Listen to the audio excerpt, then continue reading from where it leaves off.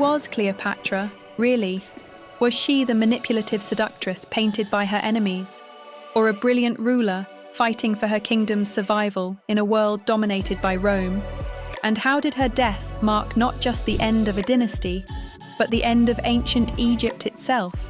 This is the rise and fall of Cleopatra. Cleopatra VII was born in 69 BC into the Ptolemaic dynasty, a Greek family that had ruled Egypt since the days of Alexander the Great. Unlike most of her ancestors, Cleopatra embraced the land she ruled. She was the first of her dynasty to learn the Egyptian language, the first to present herself not just as a Greek monarch, but as a pharaoh in the true Egyptian tradition. She grew up in a world of rivalry, assassination, and betrayal. Her family's throne was as dangerous as any battlefield.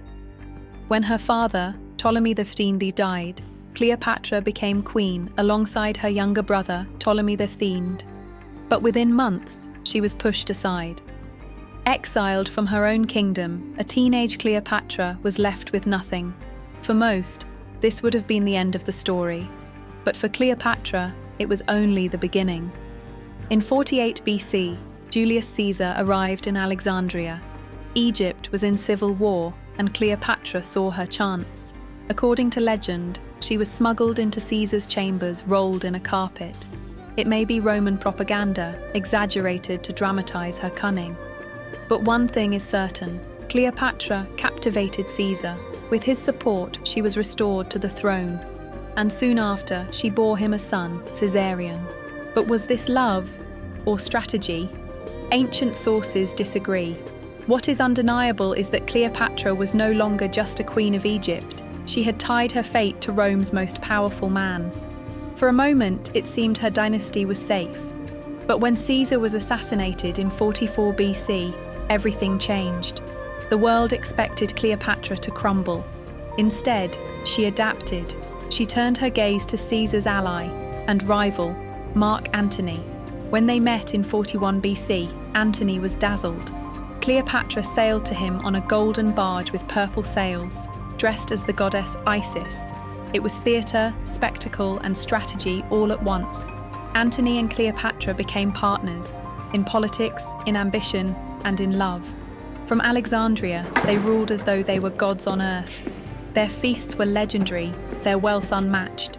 Together, they dreamed not just of Egypt's survival, but of an Eastern empire to rival Rome itself. But to Rome, this was unforgivable. To Octavian, Caesar's heir, Cleopatra was not a queen. She was a threat. A foreign temptress corrupting Antony, pulling him away from his duty to Rome. The stage was set for war.